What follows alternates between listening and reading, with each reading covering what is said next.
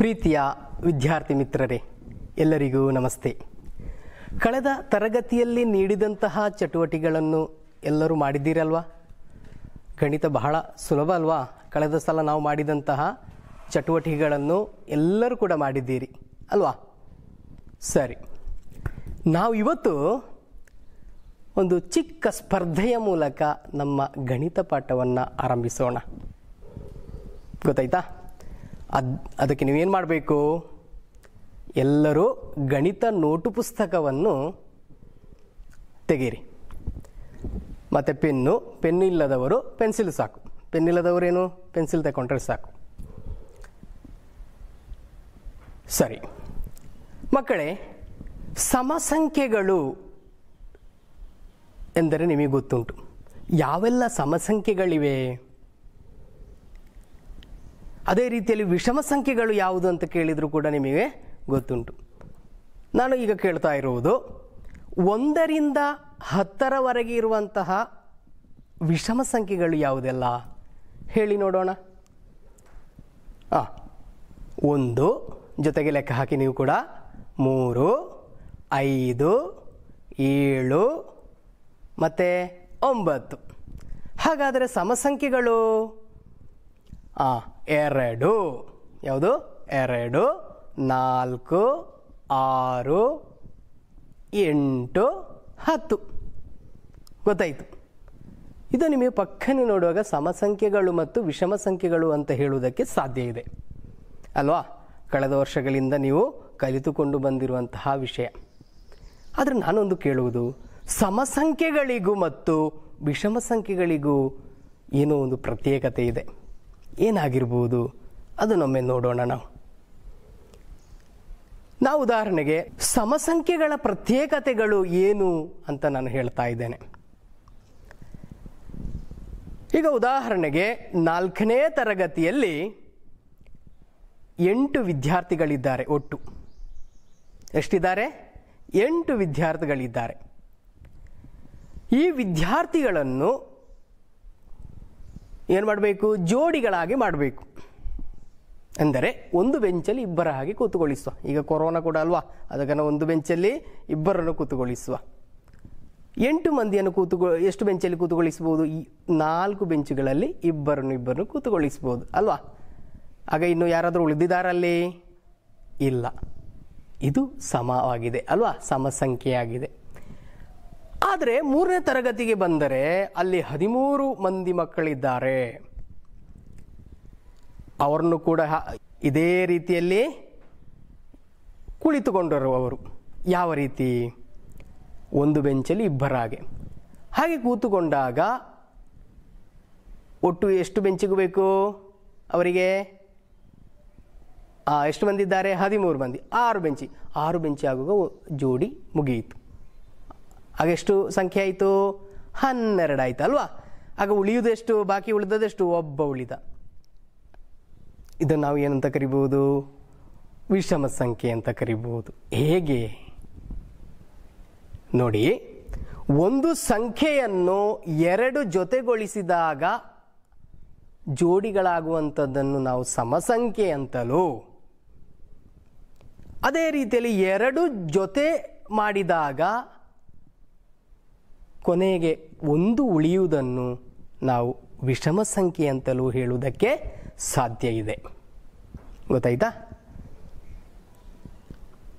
ಅದೇ ರೀತಿಯಲ್ಲಿ ನಾನು ಕೇಳೋದು, ನೀವು ದೊಡ್ಡ ಸಂಖ್ಯೆ, ಈಗ 2 ಅಂಕೆ ಸಂಖ್ಯೆಗಳಾಗಿರ್ಬೋದು, 3 ಅಂಕೆ ಸಂಖ್ಯೆಗಳಾಗಿರ್ಬೋದು, 4 ಅಂಕೆ ಸಂಖ್ಯೆಗಳಾಗಿರ್ಬೋದು, ಇವುಗಳು ಸಮಸಂಖ್ಯೆಯೋ ವಿಷಮ ಸಂಖ್ಯೆಯೋ ಅಂತ ತಿಳಿಯುವುದು ಹೇಗೆ? ನಾವು ಸುಲಭದಲ್ಲಿ ನಮಗೆ ತಿಳಿಯುವುದಕ್ಕೆ ಸಾಧ್ಯ ಇದೆಯಾ? ಇದೆ. ಯಾವ ರೀತಿಯಲ್ಲಿ ಅಂತ ಹೇಳಿದರೆ, ಆ ಪ್ರತಿಯೊಂದು ಸಂಖ್ಯೆಯ ಒಂದುಗಳ ಸ್ಥಾನದಲ್ಲಿ 2, 4, 6, 8, 10 ಹೀಗೆ 0 ಇಂತಹ ಸಂಖ್ಯೆಗಳು ಬಂದರೆ ಅವುಗಳೇನಾಗಿರುತ್ತದೆ? ಸಮ ಸಂಖ್ಯೆಗಳಾಗಿರುತ್ತದೆ. ಇವಾಗ ವಿಷಮ ಸಂಖ್ಯೆಗಳನ್ನು ಹೇಗೆ ನಾವು ನೋಡಬಹುದು?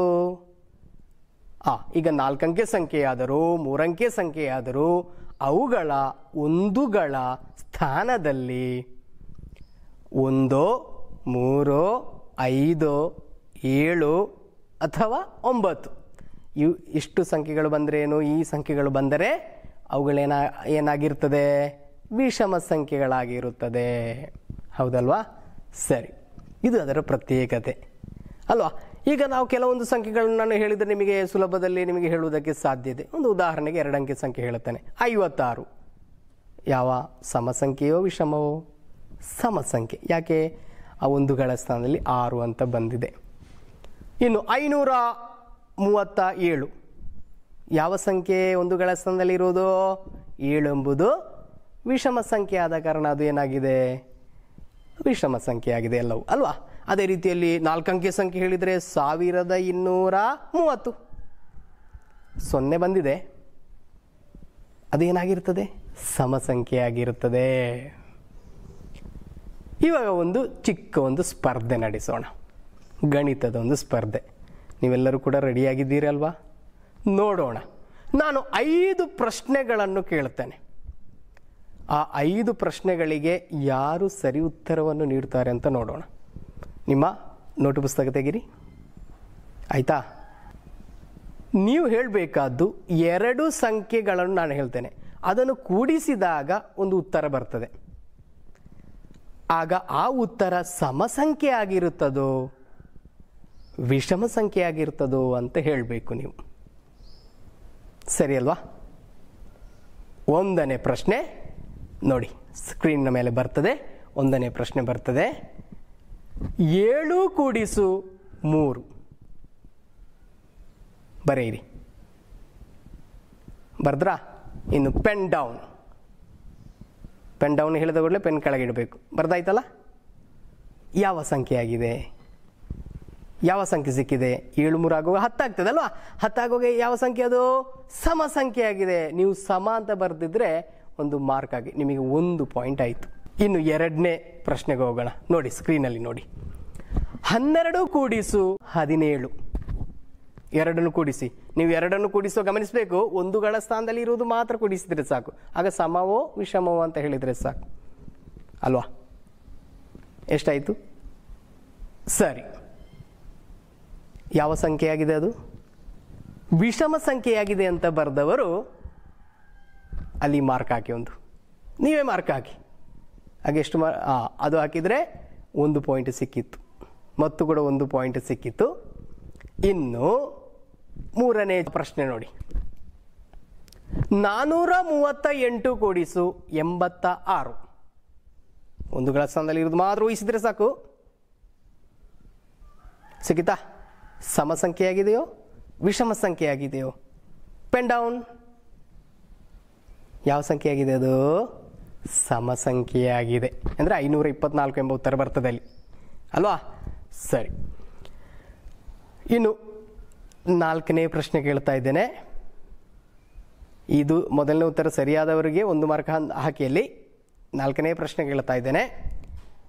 471 38. ನೀವು ಏನನ್ನು ಕೂಡಿಸಿದ್ರೆ ಸಾಕು? 1 ಅಂಕೆ ಸಂಖ್ಯೆಯಲ್ಲಿ ಇರುವುದು ಮಾತ್ರ ಕೂಡಿಸಿದ್ರೆ ಕೂಡಿಸಿದ್ರಾ?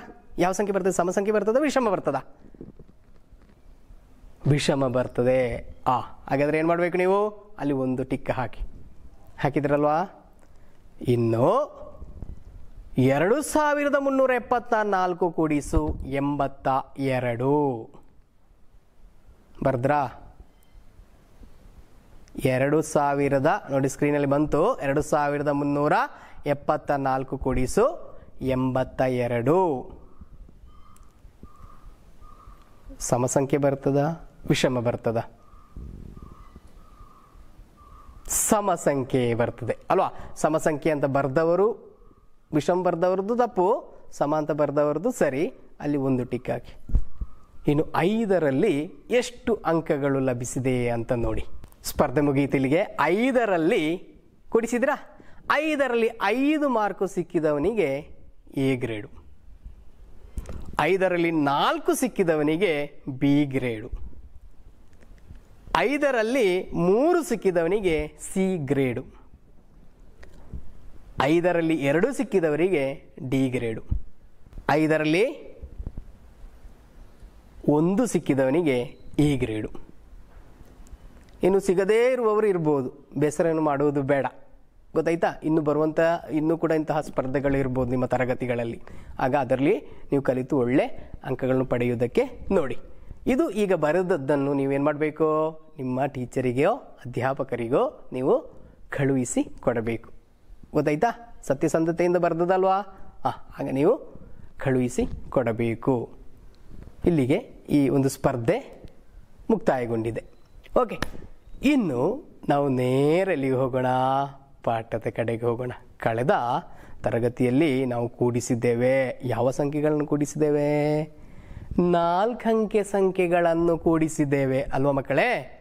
4 ಅಂಕೆ ಸಂಖ್ಯೆಗಳನ್ನು ಕೂಡಿಸಿದ್ದೇವೆ. ಇವತ್ತು ನಾವು ನೇರ ಎಲ್ಲಿ ಹೋಗೋಣ? ಅನುವಿನ ಮನೆಗೆ ಹೋಗೋಣ. ನಾವು ಕಳೆದ ತರಗತಿಯಲ್ಲಿ ನೋಡಿದ್ದೇವೆ, ಅನುವಿನ ತಂದೆ ಬಹಳ ಲೆಕ್ಕದಲ್ಲಿ ಪಕ್ಕ ಅವರು. ಯಾಕೆ? ಅವರು ಆ ಪೇಟೆಯಿಂದ ಬಂದ ಕೂಡಲೇ ಮಕ್ಕಳಲ್ಲಿ ಲೆಕ್ಕ ಮಾಡಿ ಅಂತ ಹೇಳುವವರು, ನಾವು ಎಷ್ಟು ಖರ್ಚಾಗಿದೆ ಅಂತ ಹೇಳಿ ಅಲ್ವಾ? ಅದೇ ರೀತಿ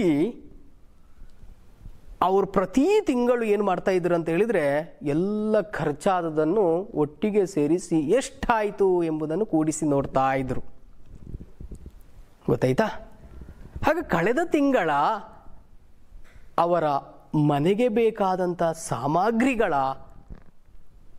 ಒಟ್ಟು ಖರ್ಚು ಎಷ್ಟಾಯಿತು ಅಂತ ಹೇಳಿದರೆ 3,476 ರೂಪಾಯಿ ಆಯಿತು.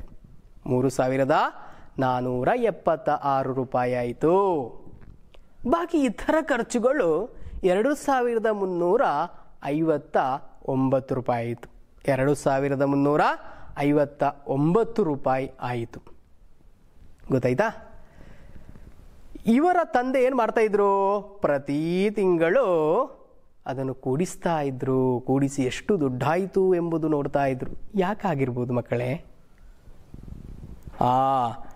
ನಾವು ಒಂದು ತಿಂಗಳಲ್ಲಿ ಖರ್ಚಾದಂಥ ಹಣ, ನಮ್ಮ ಮನೆಗೆ ಬೇಕಾದಂಥ ಸಾಮಗ್ರಿಗಳಿಗೆ ಎಷ್ಟು ಖರ್ಚಾಯಿತು ಎಂಬುದನ್ನು ನೋಡುವುದಕ್ಕಾಗಿ ಅಲ್ವಾ? ನೋಡಿ ಏನು ಮಾಡಬೇಕು? ಜಾಸ್ತಿ ಖರ್ಚಾಗೋದಿದ್ರೆ ನಾವು ಸ್ವಲ್ಪ ಉಳಿತಾಯ ಮಾಡಿಕೊಂಡು ಆ ಅವಶ್ಯಕತೆಗೆ ಬೇಕಾದಂಥ ಮಾತ್ರ ಸಾಮಗ್ರಿಗಳನ್ನು ಖರೀದಿಸಿಕೊಂಡು ನಾವು ಮನೆಗೆ ಖರ್ಚು ಮಾಡಬೇಕಲ್ವಾ? ಖರ್ಚು ಕೂಡ ನಾವು ಜಾಸ್ತಿ ಖರ್ಚುಗಳನ್ನು ಮಾಡಬಾರ್ದು. ಬೇಕಾದಂಥ ವಸ್ತುಗಳನ್ನು ಮಾತ್ರ ನಾವು ಪಡೆದುಕೊಳ್ಳಬೇಕು. ಅದಕ್ಕೆ ಬೇಕಾಗಿ ಅವರು ಲೆಕ್ಕಾಚಾರ ಮಾಡ್ತಾ ಇದ್ರು. ಅವರಿಗೆ ಯಾವ ರೀತಿ ಉತ್ತರ ಸಿಕ್ಕಿದೆ ಎಂಬುದನ್ನು ನಾವು ಇವಾಗ ನೋಡೋ ಮಕ್ಕಳೇ. ಅವರು ಯಾವ ರೀತಿಯಲ್ಲಿ ಕೂಡಿಸುವುದಕ್ಕೆ ಮುಂದಾದರು ಅಂತ ಹೇಳಿ, ಅವರು ಕೂಡಿಸಿದಾಗ ಯಾವ ರೀತಿ ಉತ್ತರ ಬಂದಿದೆ ಅಂತ ನಾವು ನೋಡೋಣ. ನೋಡಿ, ಅವರ ಅಡುಗೆ ಸಾಮಗ್ರಿಗಳಿಗೆ ಖರ್ಚಾದಂತಹ ದುಡ್ಡನ್ನು ನಾವು ಮೇಲೆ ಬರೆಯಲಾಗಿದೆ. ಎಷ್ಟು? 3,476. ಇತರ ಖರ್ಚುಗಳಂತ ಹೇಳಿದರೆ ಅವರಿಗೆ ವಿದ್ಯುತ್ನ ಖರ್ಚು ಬಂದಿರಬಹುದು, ಪ್ರಯಾಣದ ಖರ್ಚು ಬಂದಿರಬಹುದು, ಎಲ್ಲವೂ ಬಂದಿರಬಹುದು ಅಲ್ವಾ? ಎಲ್ಲ ಖರ್ಚಾಯಿತು. ಈ ಥರ ಅಂತ ಹೇಳಿದರೆ ಅದು ಎಷ್ಟಾಗಿದೆ ನೋಡಿ, 2,359 ರೂಪಾಯಿ ಆಯಿತು. ಇದನ್ನು ನಾವು ಬಹಳಷ್ಟು ಗಮನವಿಟ್ಟು ನೀವು ನೋಡಬೇಕು. ಈ ಸುಲಭ ರೀತಿಯಲ್ಲಿ ನಾವು ಕೂಡಿಸುವುದು ಹೇಗೆ ಅಂತ ನಾವು ನೋಡುವಂಥದ್ದು. ಬಾಕಿ ಇರುವುದು ಅದೇ ರೀತಿ ಚಟುವಟಿಕೆಗಳನ್ನು ನೀವೇನು ಮಾಡಬೇಕು? ನಿಮ್ಮ ಪುಸ್ತಕದಲ್ಲಿ ಬರೆಯಬೇಕು. ಓಕೆ, ಸರಿ. ಅಲ್ಲಿ ನೋಡಿ, ಒಂದುಗಳು ಎಂಬಲ್ಲಿ ಎಷ್ಟು ಸಂಖ್ಯೆ ಇದೆ? 6 ಎಂಬ ಸಂಖ್ಯೆ ಇದೆ ಅಲ್ವಾ? ಕಳೆದ ಸಲ ತರಗತಿಯಲ್ಲಿ ನಾವು ಆಟದ ನೋಟುಗಳನ್ನು ಉಪಯೋಗಿಸಿ ಲೆಕ್ಕ ಮಾಡಿದ್ದು ನೆನಪಿದೆ ಅಲ್ವಾ? ಅದೇ ರೀತಿ ನಾವು ಮುಂದುವರಿಸೋಣ. ಓಕೆ, ನೋಡಿ ಅಲ್ಲಿ ಎಷ್ಟಿದೆ? 6 ಇದೆ. ಹಾಗಾದರೆ ನಾವು ಆಟದ ನೋಟುಗಳನ್ನು ಲೆಕ್ಕ ಹಾಕೋಣ. ಎಷ್ಟಿದೆ ನನ್ನ ಕೈಯಲ್ಲಿ ಅಂತ ಲೆಕ್ಕ ಹಾಕುವ. ನೋಡುವ. 1, 2, 3, 4, 5, 6 1 ರೂಪಾಯಿಯ ನೋಟುಗಳಿವೆ. ನನ್ನಲ್ಲಿ ಎಷ್ಟಿದೆ? 6 ಏನು 1 ರೂಪಾಯಿಯ ನೋಟಿದೆ. 6 1 ರೂಪಾಯಿಯ ನೋಟಿದೆ. ಇದನ್ನು ನಾನು ಏನು ಮಾಡ್ತೇನೆ? ಒಂದುಗಳ ಸ್ಥಾನದಲ್ಲಿ ಇಡ್ತಾ ಇದ್ದೇನೆ. ಇಟ್ಟೆ, ಗೊತ್ತಾಯ್ತಲ್ಲ? ಇನ್ನು 10ಗಳ ಸ್ಥಾನದಲ್ಲಿ ಯಾವ ಸಂಖ್ಯೆ ಇದೆ? 7 ಇದೆ. ಹಾಗಾದರೆ ಅಲ್ಲಿ ಏನಿಡಬೇಕು? 10 ರೂಪಾಯಿಯ ಎಷ್ಟು ನೋಟುಗಳನ್ನ ಇಡಬೇಕು? 7 ನೋಟುಗಳನ್ನ ಇಡಬೇಕು. ಇಡೋಣ, ನೋಡೋ, ಲೆಕ್ಕ ಮಾಡುವ. 1 2 3 4 5 6 7. ಗೊತ್ತಾಯ್ತಲ್ಲ? 7 10 ರೂಪಾಯಿಯ ನೋಟನ್ನು ನಾನು ಏನು ಮಾಡ್ತೇನೆ? 10ಗಳ ಸ್ಥಾನದಲ್ಲಿ ಇಡ್ತೇನೆ. ಇಟ್ಟೆ. ಇನ್ನು 100ಗಳು ಅಲ್ವಾ? 100ಗಳ ಸ್ಥಾನದಲ್ಲಿ ಯಾವ ಸಂಖ್ಯೆ ಇದೆ? 4 ಇದೆ. ಹಾಗಾದರೆ ನಾವೇನು ಮಾಡಬೇಕು? ಏನು ಮಾಡಬೇಕು? 100 ರೂಪಾಯಿಯ 4 ನೋಟುಗಳನ್ನು ಇಡೋಣ. ಗೊತ್ತಾಯ್ತಾ? 1 2 3 4 4 ನೋಟುಗಳನ್ನ ಇಡ್ತೇನೆ. ಸರಿ, 4 ಇಟ್ಟೆ. ಇನ್ನು ಬರುವುದು ಇಲ್ಲಿಗೆ ನಾವು ಸಾವಿರಗಳ ಸ್ಥಾನದಲ್ಲಿ ಬರುವಂಥದ್ದು. ಆಗ ಸಾವಿರಗಳು ಎಂಬ ಸ್ಥಾನದಲ್ಲಿ ಎಷ್ಟು ನೋಟುಗಳು ಇಡಬೇಕು? ನಾವು 3 ಇಡಬೇಕು. ಎಷ್ಟು ರೂಪಾಯಿ ನೋಟು? 1000 ರೂಪಾಯಿಯ ನೋಟುಗಳನ್ನು ಅಲ್ವಾ? ಈಗ 2000 ರೂಪಾಯಿ ನೋಟು ಇರುವಂಥದ್ದು. ಆದರೆ ಮೊದಲು 1000 ರೂಪಾಯಿ ನೋಟು ಇತ್ತು. ಆದ್ದರಿಂದ ಆ ನೋಟು ನಮಗೆ ಚಾಲ್ತಿಯಲ್ಲಿ ಇಲ್ಲದ ಕಾರಣ ನಮಗೆ ನೋಟು ಸಿಗ್ತದಾ? ಸಿಗುವುದಕ್ಕೆ ಸಾಧ್ಯ ಇಲ್ಲ. ನಾವು ಲೆಕ್ಕವನ್ನು ಇನ್ನೂ ಸುಲಭಗೊಳಿಸೋದಕ್ಕೆ ನಮಗೆ ಅಲ್ಲಿ ಯಾವ ನೋಟು ಇರಬೇಕು? 1000 ರೂಪಾಯಿ ನೋಟು ಬೇಕು. ಆದ ಕಾರಣ ನಾವು ಏನು ಮಾಡಿದ್ದೇವೆ? 1000 ರೂಪಾಯಿ ನೋಟು ಮಾಡಿದ್ದೇವೆ. ನೋಡಿ 1000 ಅಂತ ಬರೆದಿದ್ದೇನೆ ನಾನು. ಇದು ಎಷ್ಟು ನೋಟು ಇಡಬೇಕು? 1 2 3. ಎಷ್ಟು ನೋಟುಗಳನ್ನ ಇಡಬೇಕು? 3000 ನೋಟುಗಳನ್ನು ಇಲ್ಲಿ ಇಡ್ತೇನೆ. ಆಯ್ತಲ್ಲ? ಇನ್ನು ಏನು ಮಾಡ್ಬೋದು? ಇತರ ಖರ್ಚುಗಳು. ಅವರಿಗೆ ಇತರ ಖರ್ಚುಗಳಾದಷ್ಟು 2359 ರೂಪಾಯಿ. ಹಾಗಾದರೆ ಒಂದುಗಳ ಸ್ಥಾನದಲ್ಲಿ ಎಷ್ಟು ನೋಟುಗಳನ್ನ ಇಡಬೇಕು? 1 ರೂಪಾಯಿ ಎಷ್ಟು ನೋಟುಗಳನ್ನ ಇಡಬೇಕು? 9 ನೋಟುಗಳನ್ನ ಇಡಬೇಕು. ಇಡೋಣಲ್ವಾ? 1 2 3 4 5 6 7 8 9 ಅಲ್ವಾ? 9 1 ರೂಪಾಯಿ ನೋಟುಗಳನ್ನ ನಾನು ಎಲ್ಲಿಡ್ತೇನೆ? ಇಲ್ಲಿಡ್ತೇನೆ. ಸರಿ ಅಲ್ವಾ? ಇನ್ನು 10ಗಳ ಸ್ಥಾನದಲ್ಲಿ ಎಷ್ಟು ಇದನ್ನು ಯಾವ ಸಂಖ್ಯೆ ಇಡಬೇಕು? 10ಗಳು ಅಲ್ವಾ? ಎಷ್ಟು ರೂಪಾಯಿ? 5 10 ರೂಪಾಯಿ ನೋಟು ಇಡೋಣ. 1 2 3 4 5. ಎಲ್ಲರೂ ಗಮನವಿಟ್ಟು ನೋಡಬೇಕು. ಯಾಕೆಂತ ಹೇಳಿದರೆ ಮುಂದೆ ನೀವು ಲೆಕ್ಕಗಳನ್ನು ಮಾಡಲಿಕ್ಕಿದ್ದೀರಿ. ಗೊತ್ತಾಯ್ತಾ? ಸರಿ, ಇದು ಒಟ್ಟು 5 ನೋಟುಗಳನ್ನು ಇಟ್ಟಿದ್ದೇನೆ. ಗೊತ್ತಾಯ್ತಲ್ಲ? ಇನ್ನು 100 ರೂಪಾಯಿ ನೋಟು ಎಷ್ಟು ಇಡಬೇಕು? 3 100 ರೂಪಾಯಿ ನೋಟುಗಳನ್ನ ಇಡಬೇಕು. ಎಷ್ಟು? 3 100 ರೂಪಾಯಿ ನೋಟು. ನೋಡಿ, 100 ರೂಪಾಯಿದು 1 2 3. 3 ಏನು ಮಾಡಿದ್ದೇನೆ? 100 ರೂಪಾಯಿ ನೋಟುಗಳನ್ನು ಎಲ್ಲಿಡ್ತೇನೆ? ಇಲ್ಲಿಡ್ತೇನೆ. ಇಟ್ಟೆ ಅಲ್ವಾ? ಆಯಿತು. ಇನ್ನೆಷ್ಟು ಸಾವಿರಗಳು ಎಷ್ಟು ನೋಟು ಇಡಬೇಕು?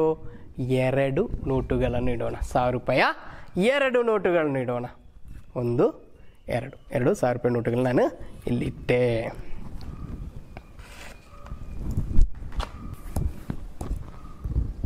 ಮಕ್ಕಳೇ, ಇನ್ನು ಈ ಸಂಖ್ಯೆಗಳನ್ನು ಕೂಡಿಸಬೇಕು.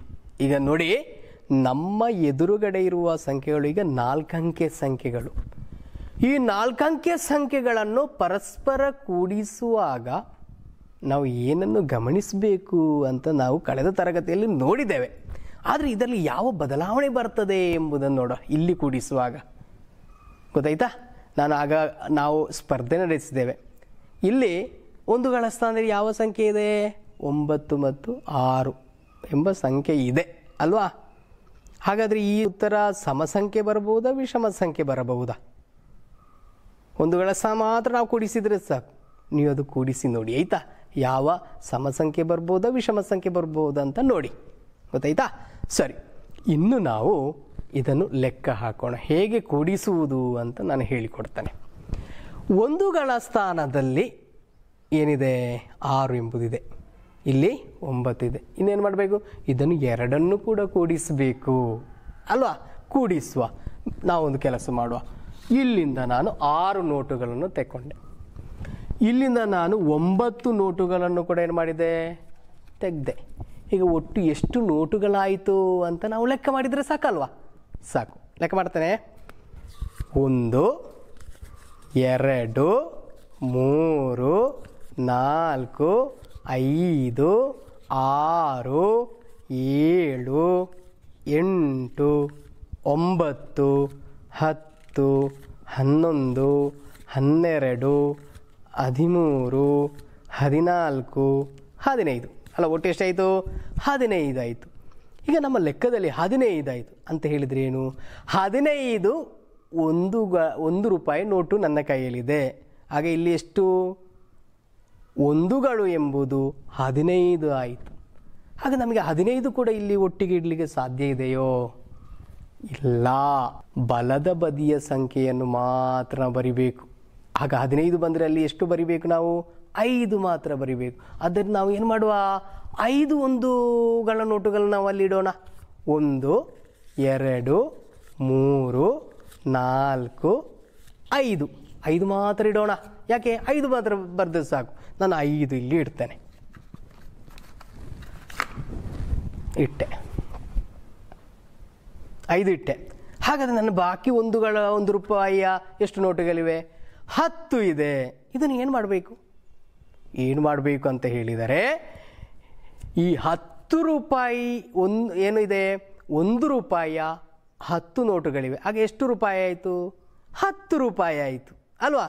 ಹಾಗಾದರೆ ಇದನ್ನು ನಾವೇನು 10 ರೂಪಾಯಿಯನ್ನು ಇಲ್ಲಿ ಇಡಬೇಕು. ಈ 10ಗಳನ್ನು 1 ನೋಟುಗಳಾಗಿ ಮಾಡಿ ಇಡೋಣ. ಆಗ ಏನಾಯಿತು? ಈ 10 ರೂಪಾಯಿ ನಾನೇನು ಮಾಡಿದೆ? 1 10 ಆಗಿ ಬದಲಾವಣೆ ಮಾಡಿದೆ. ಹಾಗಾದರೆ ಇದನ್ನು ನಾನು ಎಲ್ಲಿಡಬೇಕಿನ್ನು? ಇದನ್ನು ಇಲ್ಲಿ ಇಡ್ತೇನೆ. ಇಲ್ಲಿ ಇಡೋಣ. ಗೊತ್ತಾಯ್ತಾ? ಇನ್ನು ಏನು ಮಾಡುವ? ಇನ್ನು ಎಲ್ಲವನ್ನ ಕೂಡಿಸುವ. 10ಗಳ ಸ್ಥಾನದಲ್ಲಿ ಎಷ್ಟು ನೋಟುಗಳಿವೆ ಎಂಬುದನ್ನು ಕೂಡಿಸೋಣ ಅಲ್ವಾ? ಕೂಡಿಸ್ತೇನೆ. ನೋಡಿ, ಮೇಲೆ ಇರುವ 7 ನೋಟುಗಳನ್ನು ತೆಕ್ಕೊಂಡೆ ನಾನು. ಕೆಳಗೆ ಇರುವ 5 ನೋಟುಗಳನ್ನು ನಾನೇನು ಮಾಡಿದೆ? ತೆಕ್ಕೊಂಡೆ. ಮತ್ತು ಕೆಳಗೆ ಒಂದು ನೋಟು ಉಂಟು ಅಲ್ವಾ? ಅದು ನಾವು ಅಲ್ಲಿಂದ ತೆಗೆದದ್ದು. ಎಲ್ಲಿಂದ? 1 ರೂಪಾಯಿಯ 10 ನೋಟುಗಳಲ್ಲಿ 10 ರೂಪಾಯಿ ಮಾಡಿ ನಾವು ತೆಗೆದಿದ್ದೇವೆ ಅಲ್ವಾ? ಇಲ್ಲಿಂದ ನಾನು 10 ತೆಗೆದೆ. ಓಕೆ, ಈಗ ಎಷ್ಟು ನೋಟುಗಳಾಯಿತು ಎಂಬುದು ನೋಡೋಣ.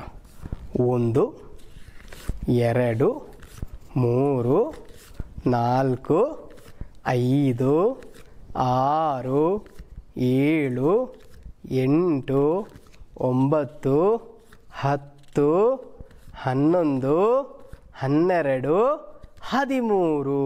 ಹಾಗಾದರೆ ಇಲ್ಲಿ ಕೂಡ ಏನಾಗಿದೆ? 13 ಎಂಬ ಉತ್ತರ ಬಂತು. 13 ಎಂಬ ಉತ್ತರ ಬಂದರೆ ನಾವು ಏನು ಮಾಡಬೇಕು? 13ನ ಕೂಡ ಇಲ್ಲಿ ಇಡಬೇಕಾ ನಾನು? ಇಲ್ಲ. ಅಲ್ಲಿ ಕೂಡ ನಾವು ಗಮನಿಸಬೇಕಲ್ವಾ? ಅಲ್ಲಿ ಯಾವ ಸಂಖ್ಯೆಯನ್ನು ಬರಿಬೇಕು? 3 ಎಂಬುದನ್ನು ಮಾತ್ರ ಬರಿಬೇಕು ಅಲ್ವಾ? ಯಾಕೆ 3 ಅಂತ ಬರಿಬೇಕು? ಇದು 10ಗಳ ಸ್ಥಾನದಲ್ಲಿ ಬರ್ತದೆ ಅಲ್ವಾ? ನೋಡಿ, 10ಗಳ ಸ್ಥಾನದಲ್ಲಿ ಬರುವಂಥ 10 ಕೂಡ ಇರಲಿಕ್ಕೆ ಸಾಧ್ಯ ಇದೆಯೋ? ಇಲ್ಲ, ಸಾಧ್ಯವಿಲ್ಲ ಅಲ್ವಾ? ಅದರಿಂದ ನಾನು ಅಲ್ಲಿ ಏನು ಮಾಡ್ತೇನೆ? 3 ನೋಟುಗಳನ್ನ ಇಡ್ತೇನೆ. 1 2 3 ನೋಟುಗಳನ್ನ ಎಲ್ಲಿಡ್ತೇನೆ? ಈ ಪೆಟ್ಟಿಗೆಯೊಳಗೆ ಇಡ್ತೇನೆ. ಈಗ ನನ್ನಲ್ಲಿ 10 ರೂಪಾಯಿ ಎಷ್ಟು ನೋಟುಗಳಿವೆ? 13ರಲ್ಲಿ 3 ನೋಟನ್ನು ಇಲ್ಲಿ ಇಟ್ಟರೆ ಈಗ ನನ್ನ ಕೈಲಿ ಎಷ್ಟಿದೆ? 10 ರೂಪಾಯಿ ನೋಟುಗಳಿವೆ ಅಲ್ಲ? ಇದನ್ನು ನಾವು ಏನು ಮಾಡಬೇಕು? 100ಗಳ ಸ್ಥಾನದಲ್ಲಿ ಇಡಬೇಕು. ಆಗ 100ಗಳ ಸ್ಥಾನದಲ್ಲಿ ಇದನ್ನೇ 10 ರೂಪಾಯಿಯನ್ನು ಇಡಲಿಕ್ಕೆ ಆಗ್ತದಾ? ಬೇಡ. ನಾವೊಂದು 10 ರೂಪಾಯಿಯ ನೋಟು ಇದರಲ್ಲಿ ಎಷ್ಟು ಇದೆ? 10 ಸೇರಿಸಿದ್ರೆ 10 20 30 40 50 60 70 80 90 100. ಇದರ ಬದಲಿಗೆ ನಾವು ಏನು ಮಾಡ್ಬೋದು? ಇದರ ಬದಲಿಗೆ 100 ರೂಪಾಯಿಯ ಒಂದು ನೋಟು ಇಟ್ಟರೆ ಸಾಲದ? ಒಂದು ನೋಟನ್ನು ಎಲ್ಲಿಡ್ತೇನೆ ನಾನು? ಇಲ್ಲಿ ಇಡ್ತೇನೆ. ಇನ್ನು ಮಕ್ಕಳೇ, 100ಗಳ ಸ್ಥಾನದಲ್ಲಿ ಎಷ್ಟು ನೋಟುಗಳಿವೆ ಎಂಬುದನ್ನು ನಾವು ನೋಡೋಣ. ನೋಡಿ, ಮೇಲೆ 4 ನೋಟುಗಳಿದೆ, ಅದನ್ನು ನಾನು ಏನು ತೆಗೆದೆ. ಕೆಳಗಡೆ 3 ನೋಟುಗಳಿವೆ, ಅದನ್ನು ಕೂಡ ನಾನು ತೆಗೆದೆ. ನಂತರ ನಮಗೆ ಒಂದು ನೋಟು ಸಿಕ್ಕಿದೆ ಜಾಸ್ತಿ ಅಲ್ವಾ, ಅದನ್ನು ಕೂಡ ನಾನು ತೆಗೆದೆ. ಆಗ ಎಷ್ಟು ನೋಟುಗಳಾಯಿತು ಎಂಬುದು ನೋಡ. 1 2 3 4 5 6 7 8. ಇಲ್ಲಿ ಎಷ್ಟು ಸಂಖ್ಯೆ ಬಂದಿದೆ? ಒಂದೇ ಒಂದು ಸಂಖ್ಯೆ ಬಂದದ್ದು. 2 ಬಂತಾ? ಇಲ್ಲ, ಒಂದೇ ಸಂಖ್ಯೆ ಬಂದು 8 ಮಾತ್ರ ಬಂದು. 10ಕ್ಕಿಂತ ಮೇಲೆ ಹೋಯ್ತಾ? ಇಲ್ಲ. ಅದರಿಂದ 10ಕ್ಕಿಂತ ಮೇಲೆ ಹೋಗದಿದ್ರೆ ಏನು ಮಾಡಬೇಕು? ಆ ಒಂದು ಸಂಖ್ಯೆಯನ್ನು ಮಾತ್ರ ನಾವೇನು ಇಟ್ಟರೆ ಸಾಕು. ಇಲ್ಲಿ ಹಾಗಾದ್ರೆ ನಾವು ಎಷ್ಟು ಇಡಬೇಕು? 8 ಇಡಬೇಕು. 8 ಇಟ್ಟೆ, 8 ನೋಟುಗಳನ್ನು ಇಟ್ಟೆ. ಆಯ್ತಲ್ಲ? ನೆನಪುಂಟಲ್ಲ ನಿಮಗೆ ಸಂಖ್ಯೆಗಳೆಲ್ಲ ಇದೆ. ಸರಿ, ಇನ್ನು ಎಷ್ಟು ಬೇರೆಯಲ್ಲಿ ಹೋಗಿ ಸಾವಿರಗಳು. ಎಷ್ಟು ಸಾವಿರಗಳು ನೋಟುಗಳಿವೆ ಎಂದು ನೋಡುವ. ಇಲ್ಲಿಂದ ನಾನು ಇಲ್ಲಿ ಮೇಲೆ 3 ನೋಟುಗಳಿವೆ. 1 2 3 ನೋಟುಗಳಿವೆ. ಕೆಳಗಡೆ ಎಷ್ಟು ನೋಟುಗಳಿವೆ? 2 ನೋಟುಗಳಿವೆ. ಇದನ್ನು ಒಟ್ಟಿಗೆ ಸೇರಿಸಿದರೆ ಎಷ್ಟಾಯಿತು? 5,000 ರೂಪಾಯಿಗಳ ನೋಟುಗಳಾಯಿತು. 5,000 ರೂಪಾಯಿಗಳ ನೋಟಾಯಿತು. ಗೊತ್ತಾಯ್ತಲ್ಲ ಮಕ್ಕಳೇ? ಇದರ ಇನ್ನೂ ಕೂಡ ಸುಲಭದಲ್ಲಿ ನಾವು ಕ್ರಿಯೆ ರೂಪವಾಗಿ ಕೂಡಿಸಿ ನೋಡೋಣ ಅಲ್ವಾ? ಈಗ ನಾವು ನೋಟುಗಳು ನೋಡಿದ್ದೇವೆ, ಇದು ಎಲ್ಲರಿಗೂ ಅರ್ಥ ಆಯಿತು ಅಂತ ನಾನು ಭಾವಿಸ್ತೇನೆ. ಇನ್ನು ಕ್ರಿಯೆ ರೂಪಕ್ಕೆ ನಾವು ಕ್ರಿಯಾರೂಪದಲ್ಲಿ ಹೇಗೆ ಮಾಡ್ಬೋದು? ಕ್ರಿಯಾರೂಪದಲ್ಲಿ ಮಾಡುವಾಗ 3,476 2,359ಕ್ಕೆ ನಾವು ಏನು ಮಾಡಬೇಕು? ಕೂಡಿಸಬೇಕು. ಕೂಡಿಸುವಾಗ ನಾವು ಏನು ಮಾಡಬೇಕು? ಕೂಡಿಸುವ ಚಿಹ್ನೆ ಹಾಕುವ. ನೋಡಿದಿರಲ್ಲ, ಕೂಡಿಸುವ ಚಿಹ್ನೆಯನ್ನು ಹಾಕಲಾಗಿದೆ. ಇದನ್ನು ಕೂಡಿಸುವ. ನೋಡಿ, ನೀವು ಇನ್ನೊಮ್ಮೆ ಕರೆಕ್ಟ್ ನೆನಪಿರಬೇಕು. ಇಲ್ಲಿ 6 ನೋಟುಗಳಿತ್ತು, ಇಲ್ಲಿ 9 ನೋಟುಗಳು. 6 ಮತ್ತು 9 ಸೇರಿದಾಗ ಏನಾಯಿತು? 15 ಆಯಿತು. ಆಗ 15ರಲ್ಲಿ ನಾವು 5 ರೂಪಾಯಿಯನ್ನು ಅಲ್ವಾ, 1 ರೂಪಾಯಿ 5 ನೋಟುಗಳನ್ನು ಇಲ್ಲಿ ಹಾಕಿದ್ದೇವೆ. ಆಗ ಇಲ್ಲಿ ನಾವು ಹಾಕಿದ ನೋಟುಗಳು ಎಷ್ಟು? ಕೇವಲ 5 ಎಂಬ ನೋಟನ್ನು ಮಾತ್ರ ಹಾಕಿದ್ದೇವೆ. ಒಟ್ಟು 15 ಇತ್ತು, ಅದನ್ನು 5 ಎಂಬ ನೋಟನ್ನು ಮಾತ್ರ ಹಾಕಿದ್ದೇವೆ. ಆಗ ಏನು ಮಾಡಬೇಕು? ಅಲ್ಲಿ ಎಷ್ಟು ಉತ್ತರ ಬಂತು? 5 ಎಂಬ ಉತ್ತರ ಬಂತು ಅಲ್ವಾ? ಆಗ ಏನು ಮಾಡಬೇಕು? ಇಲ್ಲಿ ಉತ್ತರ ಬಂದದೆಷ್ಟು? 5 ಎಂಬ ಉತ್ತರ ಬಂತು. ಗೊತ್ತಾಯ್ತಾ? ಬಾಕಿ 1 ರೂಪಾಯಿ ಎಷ್ಟು ನೋಟುಗಳು ಬಾಕಿ ಆಯಿತು? 10 ನೋಟುಗಳು ಬಾಕಿ ಆಯಿತು. ಅಲ್ಲಿ ಎಷ್ಟು ಬಂತು? 1 10 ರೂಪಾಯಿ ನೋಟು ಬಂತು. ಎಷ್ಟು 10 ರೂಪಾಯಿ ನೋಟು ಬಂತು? 1 10 ರೂಪಾಯಿ ನೋಟು ಬಂತು. ನೋಡಿ, 1 10 ರೂಪಾಯಿ ನೋಟು ಬಂತು. ಗೊತ್ತಾಯ್ತಾ? ಇನ್ನು 7ಕ್ಕೆ 1 ಸೇರಿಸಿದ್ರೆ 8 ಆಯಿತು. 8ಕ್ಕೆ 5 ಸೇರಿಸಿದಾಗ ಏನಾಯಿತು? 13 ಆಯಿತು. ಆದ ಕಾರಣ ನಾವು ಏನು ಮಾಡಿದ್ದೇವೆ? 13 ಅಲ್ವಾ? 3 ಕೇವಲ 10 ಏನು ಮಾಡಿದ್ದೇವೆ? ಇಲ್ಲಿ 3 ಮಾತ್ರ ಬರೆದು ಒಂದು ನೋಟನ್ನು ನಾವು 3 ಬರಿಬೇಕಲ್ವಾ? ಇಲ್ಲಿ ಎಷ್ಟು ಬರಿಬೇಕು? ನಾವು 3 ಬರಿಬೇಕು. ಇಲ್ಲಿ 3 ಬರೆಯಲಾಗಿದೆ. ಗೊತ್ತಾಯ್ತಲ್ಲ? 3 ಆಯಿತು. ಮತ್ತೆ ಎಷ್ಟು 13 10 ರೂಪಾಯಿ ನೋಟುಗಳು ಆಗ ಏನಾಯಿತು? ಲೆಕ್ಕ ಹಾಕಿದಾಗ 10 13 ನೋಟುಗಳೇ ಇತ್ತು. ಅದರಲ್ಲಿ ನಾವು 10 ರೂಪಾಯಿ 3 ನೋಟುಗಳನ್ನು ಮಾತ್ರ ಇಲ್ಲಿಟ್ಟೆವು ಅಲ್ವಾ? ಬಾಕಿ 10 ರೂಪಾಯಿ 10 ನೋಟುಗಳಲ್ಲಿ 100 ರೂಪಾಯಿಯಾಗಿ ನಾವು ಇಲ್ಲಿ 100 ರೂಪಾಯಿ 1 ನೋಟಾಗಿ ಬದಲಾಯಿಸಿ ಇಲ್ಲಿಟ್ಟಿದ್ದೇವೆ ಅಲ್ವಾ? ಅಲ್ಲಿ ಎಷ್ಟಿಟ್ಟದ್ದು ನಾವು? 1. ಎಷ್ಟಿಟ್ಟಿದ್ದೇವೆ? ಇಲ್ಲಿ 1 ಇಟ್ಟಿದ್ದೇವೆ. ಹಾಗೆ ಎಷ್ಟಾಯಿತು? 100ಗಳ ಸ್ಥಾನದಲ್ಲಿ ಇಲ್ಲಿ 4 ಇದೆ. ಇದಕ್ಕೆ ನಾವು 1 ಕೂಡಿಸಿದಾಗ ಏನಾಯಿತು? 5 ಆಯಿತು. 5ಕ್ಕೆ 3 ಕೂಡಿಸಿದಾಗ ಎಷ್ಟಾಯಿತು? 8 ಆಯಿತು. ಹಾಗಾದರೆ ಇಲ್ಲಿ 100 ರೂಪಾಯಿ ನೋಟು ಎಷ್ಟಿದುಂಟು? 8 100 ರೂಪಾಯಿಯ ನೋಟುಗಳಿವೆ. ಅರ್ಥ ಆಯ್ತಲ್ಲ? 8 100 ರೂಪಾಯಿ ನೋಟುಗಳಿವೆ. ಸರಿ, ಇನ್ನು ಸಾವಿರಗಳ ಸ್ಥಾನದಲ್ಲಿ ಯಾವೆಲ್ಲ ಸಂಖ್ಯೆ ಇದೆ? 3 ಮತ್ತು 2 ಎಂಬ ಸಂಖ್ಯೆ ಇದೆ. 3ಕ್ಕೆ 2 ಕೂಡಿಸಿದರೆ ಎಷ್ಟಾಗ್ತದೆ? 5 ಆಗ್ತದೆ. ಆದ್ದರಿಂದ ಅಲ್ಲಿ ನಾವು ಎಷ್ಟು ಬರಿಬೇಕು? 5 ಎಂಬ ಉತ್ತರವನ್ನು ಬರೆಯಬೇಕು.